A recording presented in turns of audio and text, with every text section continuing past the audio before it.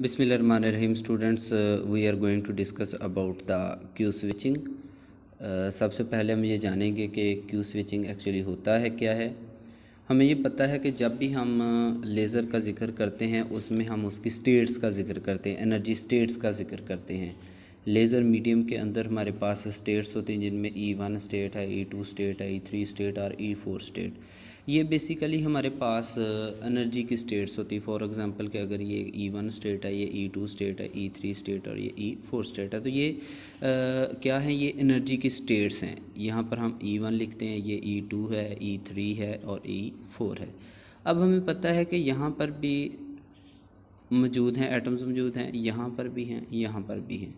लेकिन यहाँ पर क्या करते हैं कि हमारा बेसिक फिनोमेना क्या होता है कि हम ग्राउंड स्टेट यानी कि E1 स्टेट के ऊपर मौजूद एटम्स को एनर्जी प्रोवाइड करते हैं और ये एक्साइटेड होकर फिर डिफरेंट स्टेट्स के ऊपर चले जाते हैं। फॉर एग्ज़ाम्पल कि अगर हम चाहते हैं कि यहाँ से एटम्स ट्रांसफ़र होकर E3 स्टेट पे जाएं, तो हम उनको एनर्जी प्रोवाइड करेंगे।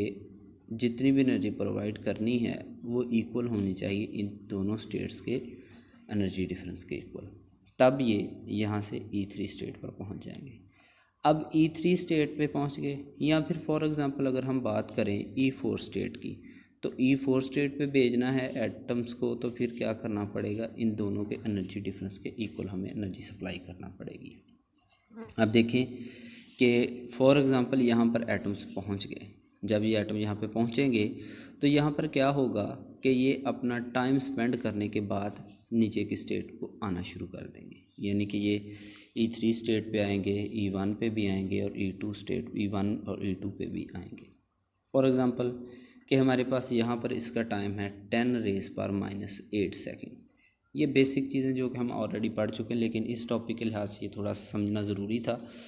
तो यहाँ पर ये 10⁻8 सेकेंड के लिए स्टे करेंगे, फिर ये यहाँ से नीचे ट्रांसफ़र होना शुरू हो जाएंगे। अब ये वाला टाइम जो है 10⁻8 सेकेंड, ये बहुत ही कम है, बहुत ही ज़्यादा कम है, क्योंकि जब भी एटम इतने टाइम के लिए यहाँ पे स्टे करेगा तो जैसे वो ग्राउंड स्टेट पे जाएगा तो वो नॉन रेडिएटिव एनर्जी एमिट करेगा, यानी कि जो एनर्जी उसने एमिट करनी वो हमारे काम की इतनी ज़्यादा नहीं रहेगी। फिर क्या होता है कि हम दरमियान में एक मेटास्टेबल स्टेट एज्यूम करते हैं। फॉर एग्ज़ाम्पल कि ये E3 एक मेटास्टेबल स्टेट है और इसका टाइम होता है ऑलमोस्ट 10⁻³ सेकेंड।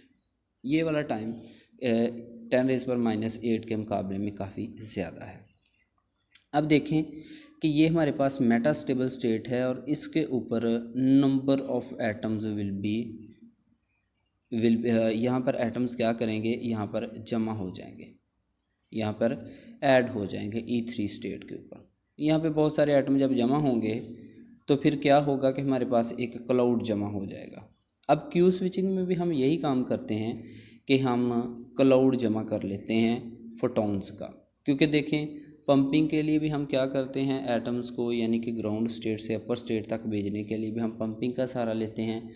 पंपिंग बेसिकली किस फॉर्म में होती है, हमारे पास फोटॉन्स की फॉर्म में ही होगी, या फिर हम इलेक्ट्रिसिटी की जनरेटर में इलेक्ट्रिसिटी की फॉर्म में प्रोवाइड करेंगे, या हीटिंग करके एटम्स को ग्राउंड स्टेट से अपर स्टेट में लेकर जाते हैं। तो देखिएगा यहाँ पर क्या होना है, यहाँ पर होना यही है कि हमारे पास लेज़र कैविटी की बात कर लेते हैं। लेज़र कैविटी में हमारे पास क्या चीज़ें थी, दो हमारे पास मिरर होते थे, दरमियान में एक मीडियम रखा गया था, एक पार्शियली रिफ्लेक्टेड था, दूसरा फुली रिफ्लेक्टेड था।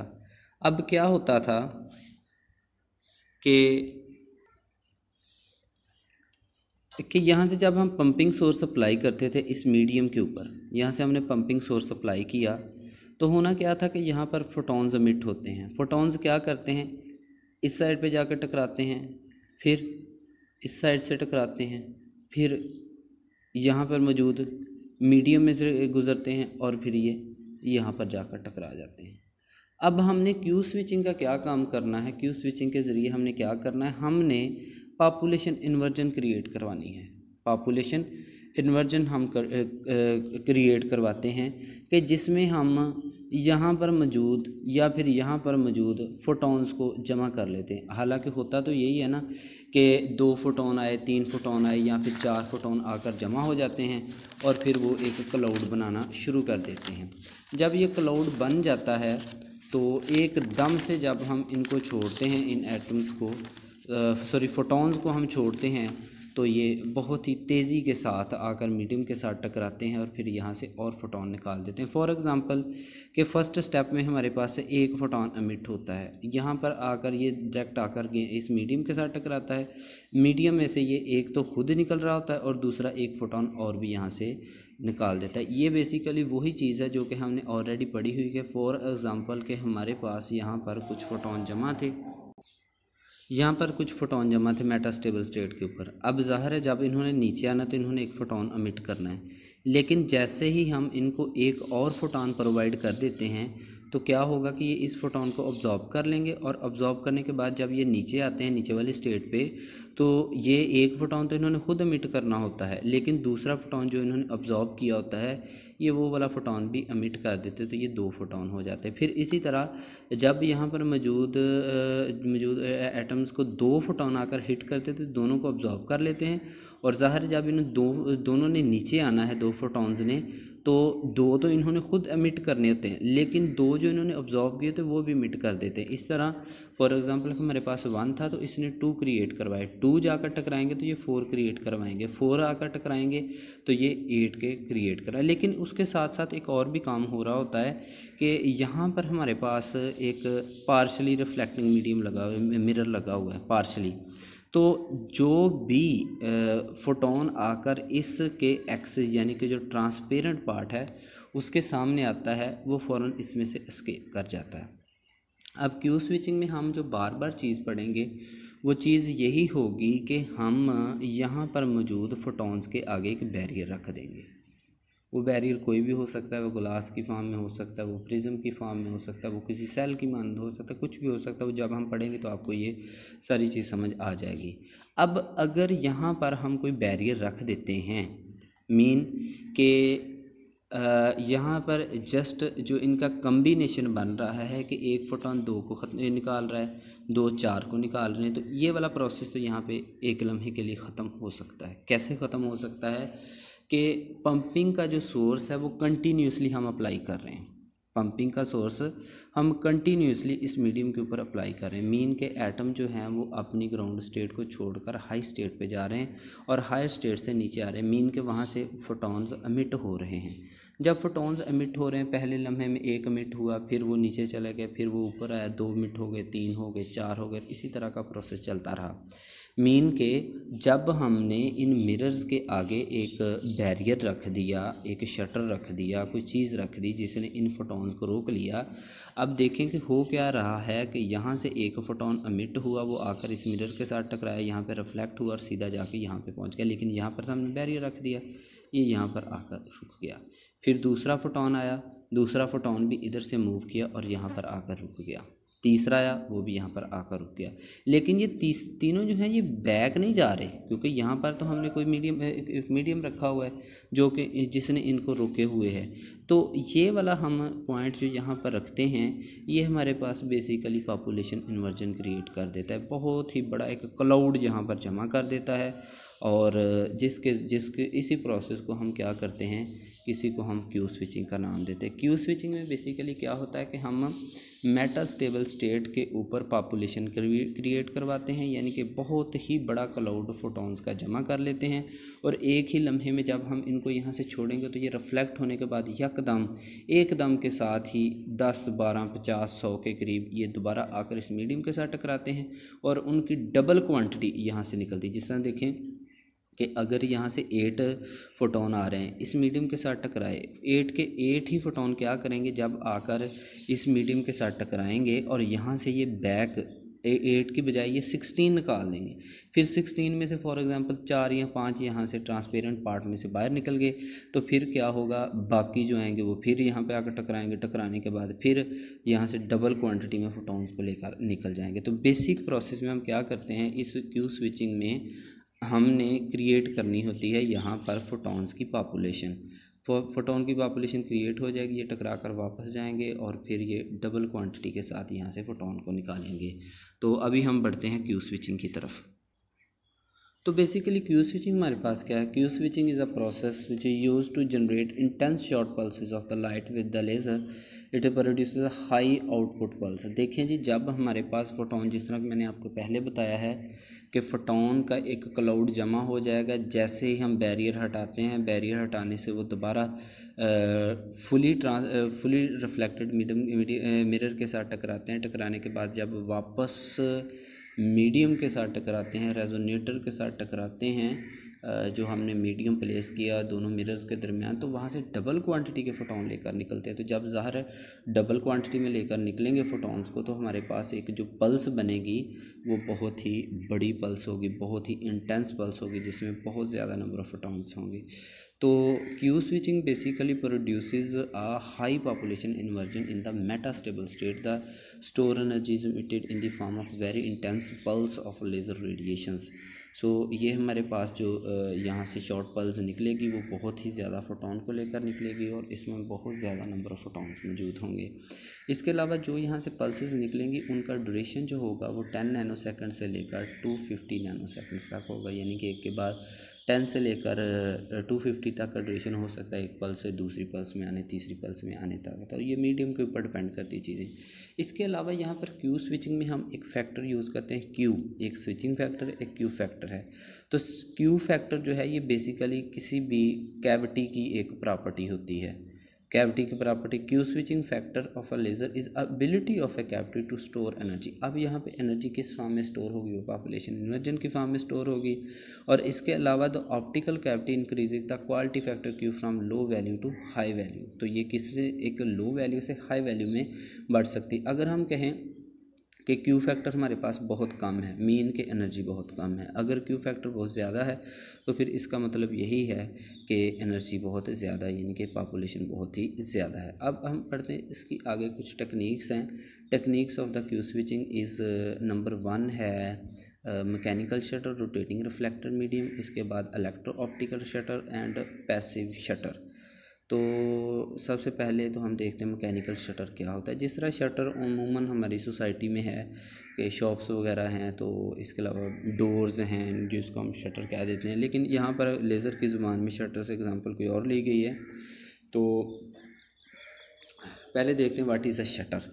तो शटर हमारे पास क्या है कि इसको हमने मिरर के आगे प्लेस करना है, जिसको मैंने बैरियर का नाम दिया था ना कि 2 हमारे पास मिरर थे। फॉर एग्ज़ाम्पल यहाँ पे लिख लेते हैं 2 मिरर थे, एक मिरर ये था, एक मिरर ये था। इसके आगे हमने एक बैरियर रखना है जिसको हम शटर का नाम देते हैं।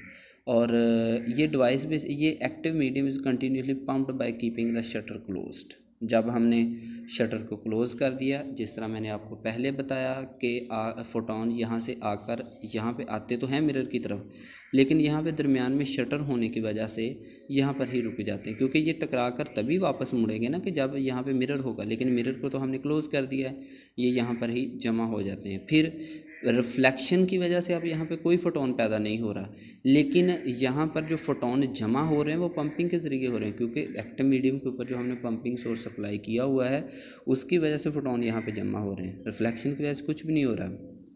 इसके बाद देखें कि यहाँ पर एक क्लाउड जमा होगा। Population version in cavity goes in increasing and ultimately reaches to its high value. यहाँ पर पॉपुलेशन इन्वर्जन हाई वैल्यू में पहुँच जाएगी। फिर क्या होगा? हम क्या करते हैं, 2 तरीक़ेकार हैं। एक तरीके में तो हम ये कहते हैं कि हम शटर को एकदम से ओपन कर दें, सडनली ओपन कर देना है। जब सडनली ओपन करेंगे तो यहाँ से जितने फोटोन जमा होंगे वो आकर इस मिरर के साथ टकराएंगे, मिरर के बाद टकराने से वापस जाएंगे। फॉर एग्ज़ाम्पल कि ये 10 फोटोन हैं, ये जाकर इस पॉइंट पे पड़े हुए मीडियम के साथ टकराते हैं और वहाँ से 10 के 20 फोटोन यहाँ से निकाल देंगे, यहाँ पे 20 फोटोन निकाल देंगे। अच्छा, ये चीज़ यहाँ पे याद रखना कि यहाँ पर फिर एटम्स की तादाद भी तो हमें उसी लिहाज से लेना पड़ेगी कि अगर यहाँ पे एक मिसाल 10 है तो फिर हम ये कहेंगे कि यहाँ पे 7 एटम है, तो फिर ऐसे तो पॉसिबिलिटी नहीं है। यहाँ पर अगर ज़्यादा एटम मौजूद है मेटास्टेबल स्टेट के ऊपर तो फिर ही ये कारआमद होगा, अदरवाइज़ ये कारआमद नहीं होगा। तो देखिएगा कि सडनली जब हम इसको ओपन करते हैं तो ये 10 के 10 आकर इस मीडियम के साथ टकराते हैं, यहाँ से फिर ये 20 फोटोन लेकर निकलेंगे। वो चीज़ें मैंने आपको पहले बता देंगे 20 कैसे बनेंगे। फिर यहाँ से फॉर एग्जांपल के 19 या 20 जो 20 निकलेंगे ये फोटॉन्स, और उनमें से 5 या 7 जो हैं वो तो बाहर निकल जाएंगे और बाकी फिर रिफ्लेक्ट होंगे। फिर ये बहुत ही ज़्यादा बड़ा क्लाउड जो है ये यहाँ से निकलता रहेगा, और फिर जो हमें पीक मिलेगी इस लेज़र की वो बहुत ही इंटेंस पल्स होगी। अब इसको पढ़ते हैं। The energy store in the cavity will be release in the form of short pulse. हमारे पास क्या होगी, एक शॉर्ट सी पल्स निकलेगी। It has a high value of intensity, बहुत ज़्यादा नंबर ऑफ फोटॉन्स होगी, बहुत इंटेंस होगी ये लेज़र की बीम। लेकिन अगर हम क्या करते हैं कि if the shutter is open in a time much shorter, बहुत कम लम्हे में, than the time required for the building of the laser oscillation, the output will consist of a keen pulse. लेकिन अगर हम इसको आहिस्ता आहिस्ता ओपन करते हैं तो फिर हमारे पास एक क्लाउड जमा होता जाएगा, एक स्मॉल पीक की हमारे पास लेज़र जो है वो हमें मिलेगी। लेकिन अगर हम बहुत ही तेज़ी के साथ ओपन कर देते तो हमें एक बड़ी पर्स मिल जाएगी। लेकिन अगर हम स्मॉल टाइम के लिए वक्फे के से ओपन करते हैं तो फिर हमें छोटी छोटी पल्सेस मिलेंगी जिनकी छोटी पीक होगी। ठीक है, तो अब हम इसकी फिगर की तरफ बढ़ते हैं। होप सो आपको समझ आ गई होगी। ये देखें जी, ये हमारे पास इसका बेसिक थीम है, बेसिक फिगर है। ये हमारे पास एक मिरर लगा हुआ है यहाँ पर हमने एडजस्टेबल नॉब अटैच की हुई हैं, और यहाँ पर ये मैकेनिकल शटर लगाया हुआ है। ये वाला पोर्शन मैकेनिकल शटर है। इसके बाद देखिए ये क्यू स्विचिंग है, और ये हमारे पास जो लेज़र है वो NDYAG, ये हम आगे पढ़ेंगे कौन कौन सी लेज़र्स हैं। यहाँ पर फ्लैश लैंप लगाया हुआ है, ये पंप कैविटी, ये बाकी पोर्शन सारे का सारा पहले वाला ये इसका लेज़र का पोर्शन ही है। तो ये लेज़र कैविटी है, यहाँ पर हमने कूलेंट वगैरह लगाए हैं, बीम ट्यूब है, ये लेज़र का एक बेसिक स्ट्रक्चर है। अब सेकंड टाइप की तरफ आ जाते हैं। स्टूडेंट एक चीज़ याद रखें कि बेसिक फिनोमेना यही है कि हमने फोटोन की क्वांटिटी को रोकना है, फोटोन को टकराने से रोकना है मिरर के साथ। बेशक आप रोटेटिंग रिफ्लेक्टर की बात कर लें, आप यहाँ पर इलेक्ट्रो ऑप्टिकल शटर की या पैसिव शटर की बात कर लें, लेकिन इनको रोकने के मुख्तलिफ वेज़ हैं। यहाँ पर हमने ये बात की है कि हम उनके आगे कोई मीडियम रख देते हैं जिसके ज़रिए फ़ोटोन जो हैं वो मिरर के साथ नहीं टकराते। लेकिन यहाँ पर हमने क्या करना है, यहाँ पर भी हमने फ़ोटोन्स को रोकना है, लेकिन रोकना किस चीज़ के ज़रिए, प्रिज्म के ज़रिए रोकना है। तो पहली बात यह है कि जो हमने यहाँ पे प्रिज्म लेना है वो 100% रिफ्लेक्टिंग होना चाहिए, और उसके साथ एक मोटर भी अटैच होनी चाहिए। और फिर हम क्या करते हैं कि इस प्रिज्म को इसके अपने ही एक्सेस के गिर्द घुमाते हैं। वो कैसे घुमाते हैं, फॉर एग्ज़ाम्पल यहाँ पे एक बात और आपके जहन में होनी चाहिए कि what is a axis, cavity axis क्या होता है, वो मैं आपको दिखा देता हूँ। What is a cavity axis, cavity axis. अब मुझे आर्टिकल मिल जाए तो, हाँ जी, ये देखिए जी, एक्सिस हमारे पास क्या था, ये बिल्कुल जो सेंटर में से लाइन गुजरी इसको हम कैविटी एक्सिस का नाम देते हैं। ये वाली लाइन, ये एक कैविटी एक्सिस है। इसके ज़रिए अब हमने समझना है कि किस तरह रोटेटिंग रिफ्लेक्टर मेथड है ये काम करता है। अब देखिए कि यहाँ पर हमने क्या किया हुआ है, एक मोटर अटैच की है और उसके साथ ही हमने प्रिज्म को लगा दिया। मीन के मोटर रोटेट करती है तो ये प्रिज्म भी रोटेट करता है। अब प्रिज्म हमारे पास एक ट्राइंगल की फॉर्म में होता है और इसको 100% हमने रिफ्लेक्टिंग रखा हुआ है। मीन के जब एक्टिव मीडियम के ऊपर हमने पंपिंग का सोर्स सप्लाई करना है तो एटम्स एक्साइटेड स्टेट पे जाने, एक्साइटेड स्टेट से वापस ग्राउंड स्टेट पे आने हैं, तो उन्होंने नंबर ऑफ़ फोटॉन्स एमिट करने। अब नंबर ऑफ़ फोटॉन्स क्या करेंगे, ज़ाहिर है उन्होंने यहाँ से ऑस्किलेट तो करना ही आगे पीछे। अब क्या होगा कि जो नंबर ऑफ़ फोटॉन होंगे वो आकर इस प्रिज्म के साथ टकराएंगे, इस प्रिज्म के साथ टकराते हैं। अब प्रिज्म के साथ जब टकराते हैं, जिस तरह के हमने यहाँ पे एक मिरर रखा था, मिरर के साथ आकर टकराए और वापस चले गए। लेकिन अब की बार क्या होना है कि इस प्रिज्म के साथ आकर इन्होंने टकरा जाना है। टकराने के बाद रिफ्लेक्ट होंगे, 2 हैं तो पीछे जाके 4 बना देंगे, 4 हैं तो 6 8 बना देंगे। अब क्या होगा, हमने यहाँ पे जिक्र किया है कि ये वाला प्रिज्म जो है ये मूव कर रहा है, प्रिज्म रोटेट कर रहा है। जब प्रिज्म रोटेट कर रहा है, मीन के एक लम्हे में ये रिफ्लेक्टिंग होगा और दूसरे ही लम्हे में ये नॉन रिफ्लेक्टिंग मिरर बन जाएगा। कि जब इसकी साइड या ओरिएंटेशन चेंज होनी है तो ओरिएंटेशन चेंज होने की वजह से रिफ्लेक्ट तो नहीं करेगा। तो होगा क्या कि जो पोर्शन जब ये फेस इसका रिफ्लेक्टिंग फेस सामने आएगा उस वक्त तो फोटॉन्स पीछे मुड़ जाएंगे, टकरा कर मुड़ जाएंगे, रिफ्लेक्ट हो जाएंगे। लेकिन जब इसका फेस दूसरा फेस आ जाएगा जिसके ज़रिए से इन्हें रिफ्लेक्ट नहीं करना, तो तब यहाँ पर एक क्लाउड जमा होना शुरू हो जाएगा। फिर दोबारा जो उसका सामने वाला पोर्शन है उसके साथ फोटॉन्स टकराएंगे, टकराने के बाद फिर वापस मुड़ रिफ्लेक्ट हो जाएंगे।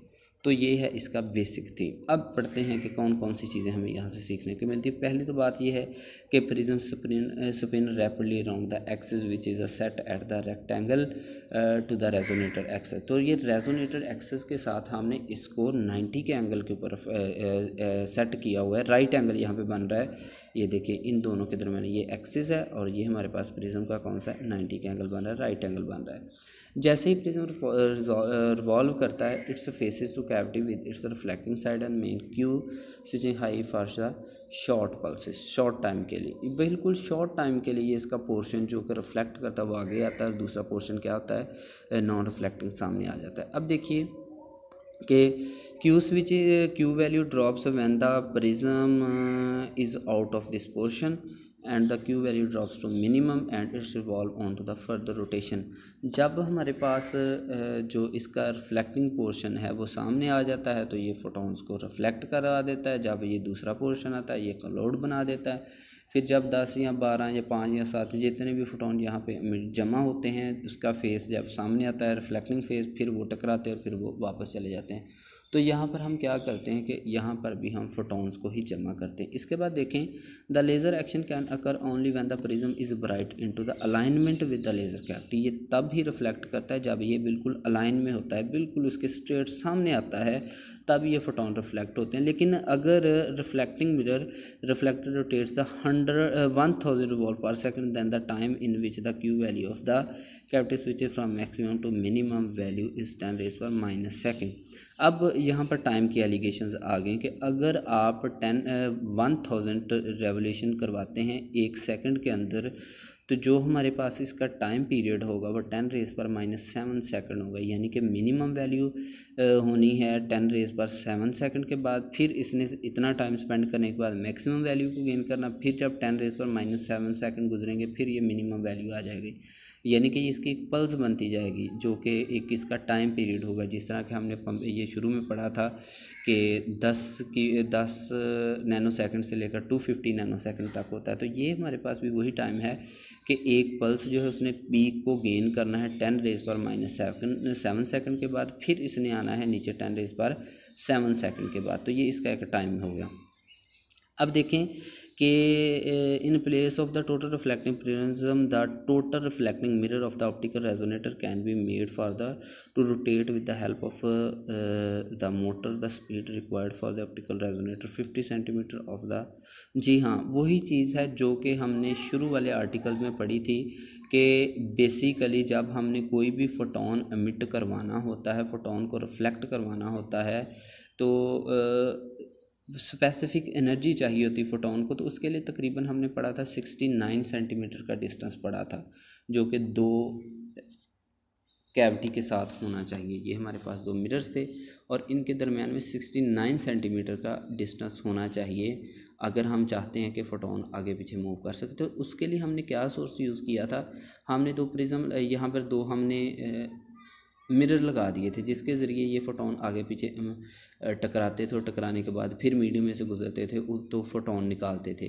तो ये बेसिकली टाइम था 69 सेंटीमीटर। यहाँ पर हम कहते हैं कि फॉर एग्ज़ाम्पल कि अगर हमें 50 सेंटीमीटर का टाइम हम सेंटीमीटर का डिस्टेंस हमने गेन करवाना है, सॉरी ये 69 सेंटीमीटर ये है हमारे पास डिस्टेंस है, और ये हमारे पास 50 सेंटीमीटर का अगर हम डिस्टेंस क्रिएट करवाना चाहते हैं तो मोटर को हमें कितना घुमाना चाहिए, 1 मिनट में इसे 30,000 चक्कर लगाने पड़ेंगे, तब हमारे पास फोटॉन इतना डिस्टेंस कवर करेगा। तो ये तो था रोटेटिंग रिफ्लेक्टर मेथड। इसके बाद हम पढ़ते हैं इलेक्ट्रो ऑप्टिकल शटर। इसमें हम एक सेल का जिक्र करते हैं। जी हाँ, तो ये देखिए ये आ गया जी हमारे पास ये इलेक्ट्रो मेथड जो है इसके 2 मेथड है आगे, एक पैकल्स इफेक्ट है और एक कर इफेक्ट है। पहले देते हैं कि पैकल्स इफेक्ट क्या होता है। इसमें हम शॉर्ट सी चीज़ें और ज़्यादा मुश्किल नहीं है ये, इसमें हम एक सेल का सहारा लेते हैं जो कि पोटाशियम डाइहाइड्रोफेस है। अब हम पढ़ने जा रहे हैं पैकल्स इफेक्ट। तो पैकल्स इफेक्ट में क्या होता है, हम एक सेल यूज़ करते हैं जो कि किस मटेरियल से बना था, पोटाशियम डाइहाइड्रोजन फास्फेट। और इस सेल की ख़ास बात होती है कि जैसे ही हम इसके ऊपर वोल्टेज अप्लाई करते हैं, वोल्टेज हमने डीसी फॉर्म में अप्लाई करनी है, तो ये एक क्रिस्टल में कन्वर्ट हो जाता है जिसको हम बायर फ्रिगनेंट क्रिस्टल का नाम देते हैं। अब ये क्रिस्टल क्या काम करता है कि ये इसके ऊपर पड़ने वाली लाइट को दो वेव्स में कन्वर्ट कर देता है। ऐसी वेव्स जिनकी अपनी वेलोसिटी होती है, इसके अलावा जिनका अपना रिफ्रैक्टिव इंडेक्स होता है। तो ये जो है ये क्रिस्टल क्या करता है कि इसके ऊपर जब लाइट पड़ती है तो ज़ाहिर है डिफरेंट फ्रीक्वेंसीज़ की अगर लाइट पड़ रही है तो सब के लिए इसके डिफरेंट इंडिसेस होंगी, डिफरेंट रिफ्रैक्टिव इंडिसेस ये यूज़ करेगा। लेकिन इसका बेसिक थीम क्या होगा कि इसने लाइट को दो वेव्स में कन्वर्ट करना है। फॉर एग्जांपल कि अगर हम बात करते हैं किसी ऑर्डिनरी वेवलेंथ की, तो वेव की, तो वो हमारे पास उसका रिफ्रैक्टिव इंडेक्स कितना होगा, n0 होगा। लेकिन अगर हमारे पास कोई और वेव आ जाती है और उसके एक्स्ट्रा ऑर्डिनरी वेव आती है तो उसके लिए इसका रिफ्रैक्टिव इंडेक्स कितना होगा, ne होगा। यानी कि दो तरह की, एक तो आम वेव हो सकती है, कोई ख़ास वेव भी हो सकती है, तो सब के जो इसके रिफ्रैक्टिव इंडेक्सेस होंगे वो डिफरेंट होंगे। लेकिन इसका बेसिक जो बुनियादी काम होगा इस क्रिस्टल का, जो कि बनी है एक सेल के ऊपर डीसी वोल्टेज अप्लाई करने की वजह से, वो यही होगा कि ये लाइट को, डिफरेंट वेवलेंथ की लाइट हो सकती है, डिफरेंट फ्रीक्वेंसीज़ की लाइट हो सकती है, उसको ये दो वेव्स में कन्वर्ट करता है जिनकी अपनी ख़ास वेलोसिटी होती है, जिनका अपना रिफ्रैक्टिव इंडेक्स होता है। इसके अलावा इसका और रोल कौन सा है, the refractive index of the material very linearly with the applied electric field in the Pockels effect. तो जब भी हम इस सेल के ऊपर हम अप्लाई करते हैं वोल्टेज को, तो वो क्या करती है कि ये एक सेल में क्रिस्टल में कन्वर्ट हो जाता है। अब ये क्रिस्टल क्या काम करता है, इसका जो रिफ्रैक्टिव इंडेक्स होता है ऑफ अ मटेरियल, जो भी मटेरियल हम यूज़ कर रहे हैं उसका ज़ाहिर अपना एक ख़ास रिफ्रैक्टिव इंडेक्स होगा, वो वेरीज़ करता है, चेंज होता रहता है linearly with the applied electric field. जैसे जिस लिहाज से आप इलेक्ट्रिक फील्ड इसके ऊपर अप्लाई करते हैं उसी लिहाज से इसका रिफ्रैक्टिव इंडेक्स जो है वो भी वेरी करेगा। फॉर एग्जांपल कि अगर हम कम करें, because both are proportional to each other, ये दोनों एक दूसरे के प्रोपोर्शनल होते हैं। जितनी भी आप इलेक्ट्रिक पोटेंशियल अप्लाई करेंगे, वो डीसी फॉर्म में आप अप्लाई करेंगे, तो उसी के लिहाज से इसमें चेंज भी आएगा। वो हम एंड के ऊपर ये लाइन्स लिखी हुई हैं, एंड के ऊपर ये सारी चीज़ें लिखी हुई हैं, लेकिन यहाँ पे उसका थोड़ा सा हिंट स्टार्ट पे भी दे दिया गया। लेकिन यहाँ पर देखें, यहाँ पर एक पोलराइज़र भी होता है, ये देखिए यहाँ पर एक पोलराइज़र यूज़ किया गया, ये वाला। तो पोलराइज़र बेसिकली इसका काम क्या होता है कि दो पोलराइज़र हैं, इन्होंने क्या करना है, इन्होंने हमारे, अब हम जिक्र करते हैं कि इस सेल को हमने प्लेस कहाँ पर करना है, जिसको हमने वोल्टेज प्रोवाइड करनी है और उसने लाइट को वेव्स में कन्वर्ट कर देना, दो वेव्स में कन्वर्ट कर देना। तो उसकी तरफ बढ़ने से पहले हम पोलराइज़र समझते हैं, क्योंकि पोलराइज़र में हमने इस सेल को एडजस्ट करना। तो पोलराइज़र क्या काम करता है और इसको कहाँ पर एडजस्ट किया जाता है। पहली तो बात यह है कि हमने दो पोलराइज़र यूज़ करने हैं और इसको रखना कहाँ पे, पोलराइज़र को एक्टिव मीडियम और रिफ्लेक्टिव मिरर के दरमियान में रखना। क्यों रखना है, क्योंकि इसी के ज़रिए हमने क्यू स्विचिंग प्रोवाइड करनी है। अब देखिए कि ये दोनों पोलराइज़र जो होते हैं, इनको हमने इस तरह अरेंजमेंट करना है कि ये हमारे पास जब भी लाइट ट्रांसमिट हो और वो एक ही प्लेन में रहे। इनका बेसिक थीम ही यही है, बेसिक पर्पज़ इनका यही है कि लाइट को ट्रांसमिट करवाने के बाद ये उसी प्लेन में रखें जहाँ पर ये मौजूद है, दूसरी प्लेन में ना भेज दें। अब देखें कि जो हमारे पास सेल है उसको हमने इन पोलराइज़र के दरमियान में रखना है, सेल को पोलराइज़र के दरमियान में रखना। अब देखें कि अगर हम वोल्टेज प्रोवाइड नहीं करते इस सेल को, मीन के जब वोल्टेज प्रोवाइड नहीं करनी तो इसने लाइट को वेव्स में कन्वर्ट नहीं करना। जब हमने लाइट को वेव्स में कन्वर्ट नहीं कर रहे तो लाइट क्या होगी कि बिल्कुल उफ़की मिक़दार में, यानी कि जिसको हम ट्रैवर्सेस का नाम देते हैं, ये traverses is the polariser and the cell is without any loss. Cell में किसी किस्म की हरकत नहीं होगी, सेल कोई काम नहीं करेगा जब तक उसके अंदर हमने वोल्टेज अप्लाई नहीं की, वेव्स नहीं बनेगी। लेकिन जैसे ही हम वोल्टेज सेल को प्रोवाइड कर देते हैं, सेल कन्वर्ट किस चीज़ में हो जाता है, वो क्रिस्टल में कन्वर्ट हो जाता है। अब ये क्रिस्टल में जब कन्वर्ट होगा तो ये लाइट को दो पोर्शन में कन्वर्ट कर देगा, दो वेव्स में कन्वर्ट कर देगा, जिनकी अपनी वेलोसिटी होगी और इसके अलावा उनका अपने फेजेस होंगे, उनकी अपनी फ्रीक्वेंसीज होगी। जैसे ही इस सेल को हम वोल्टेज प्रोवाइड करते हैं तो ये क्या करता है, पोलराइज़र को क्या करता है, ये रोटेट करवाना शुरू कर देता है। जब पोलराइज़र को रोटेट करवाना शुरू कर देता है और इसके दरमियान में और जो लाइट फॉल कर रही है इस मीडियम के ऊपर, एक्टिव मीडियम के ऊपर, उसमें से निकलने वाले जो फोटॉन्स होते हैं वो, और इसके अलावा ये पोलराइज़र वेक्टर, जो पोलराइज़र होगा, ये दोनों आपस में एक दूसरे के साथ 90 के एंगल बनाएंगे और ये फिर क्या करेगा, ये लाइट को वहीं पर ब्लॉक कर देगा। जब लाइट को ब्लॉक करेगा, बेसिकली लाइट कौन सी थी जो एक्टिव मीडियम में से निकल रही थी, वो नंबर ऑफ़ फोटॉन से। अब ये नंबर ऑफ़ फोटॉन्स क्या काम करते हैं, जो कि यहाँ पर ब्रेकअप होते हैं, ये अपना एक क्लाउड जमा कर लेते हैं। जब क्लाउड जमा होगा, जैसे ही हम क्या करेंगे कि ये हमारे पास जो सेल उसमें से वोल्टेज हटाएंगे, ये डिस्कनेक्ट होगा। डिस्कनेक्ट होने के बाद ये पोलराइज़र रुक जाएंगे और ये एकदम से जाकर मिरर के साथ टकराएंगे और फिर दोबारा अपना पहले वाला फंक्शन स्टार्ट कर देंगे, जिसमें ये बहुत ही तेज़ी के साथ फोटॉन्स बनाना शुरू कर देते हैं। अब देखिए कि जो क्वालिटी फैक्टर हमारे पास Q है वो मैक्सिमम कब होता है और मिनिमम कब होता है। अब मैक्सिमम तब होगा जब हमारे पास सेल जो होगा वो ऑफ होगा।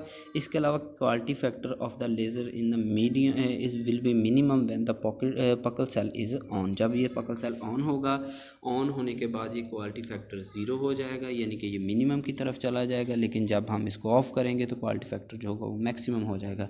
इसके अलावा देखें कि क्यू स्विचिंग बेसिकली किस चीज़ के ऊपर डिपेंड कर रही है, फ्रीक्वेंसी के ऊपर डिपेंड कर रही है। वोल्टेज की जो हमने यहाँ पर सप्लाई करनी है उनकी फ्रीक्वेंसी के ऊपर डिपेंड करेगी। अब देखिएगा, Pockels cell requires a voltage of 1 से लेकर 5 किलोवाट तक हम इसको वोल्टेज सप्लाई करेंगे। इसके अलावा जो टाइम रिक्वायर्ड होगा पल्सेस बनाने के लिए 10⁻⁹ सेकंड होगा। इसके अलावा जो पल्सेस होंगी उनके दरमियान में हमारे पास 10⁻⁸ सेकंड का ड्यूरेशन आएगा पीक वैल्यू के लिए, यानी कि फ़र्स्ट पीक शो होगी 10⁻⁸ सेकंड। उसके बाद फिर ये मिनिमम कंडीशन, फिर जब 10⁻⁸ सेकंड गुजरेंगे फिर एक नई पीक शो हो जाएगी। और इस दौरान जो हमें पावर मिलती है वो तकरीबन 10⁻⁶ वाट, यानी कि मेगावाट से लेकर 10⁻⁹ वाट तक हमें पावर मिलती है, जो कि इस मेथड के ज़रिए लेज़र के थ्रू हम हासिल कर सकते हैं।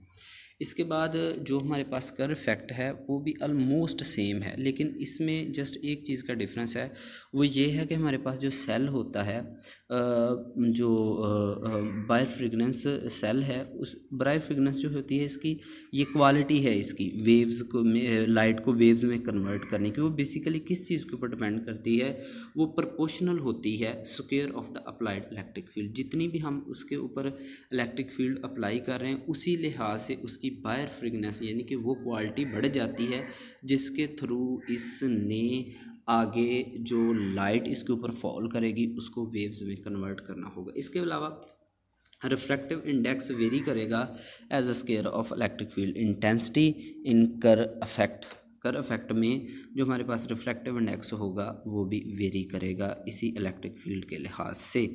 बाकी इसका सारे का सारा थीम बकल इफेक्ट जैसा ही है। अब हम आगे बढ़ते हैं पैसिव शटर की तरफ।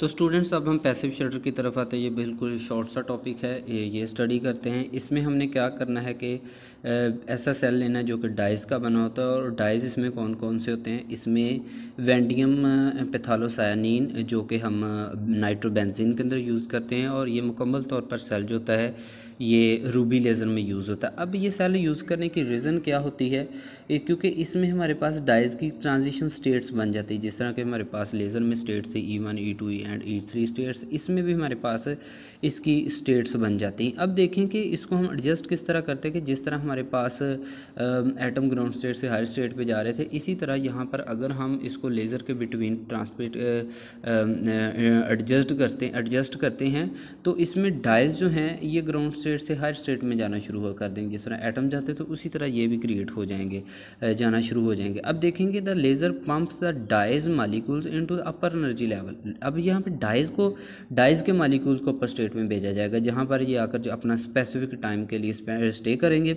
और जैसे ही वहाँ पर जो हमारे पास हायर लेवल होगा वहाँ पर इनकी पॉपुलेशन बढ़ जाएगी। इसी तरह जब मालिक्यूल ये नीचे आएंगे, as the dyes molecule in a lower level are fuse the dyes is transparent to the laser light. जब ग्राउंड स्टेट या लोअर लेवल के ऊपर हमारे पास जो होंगे डाइज के मालिक्यूल्स होंगे रह जाएंगे, तो ये क्या हो जाएगा, लेज़र के लिए ट्रांसपेरेंट हो जाएगा।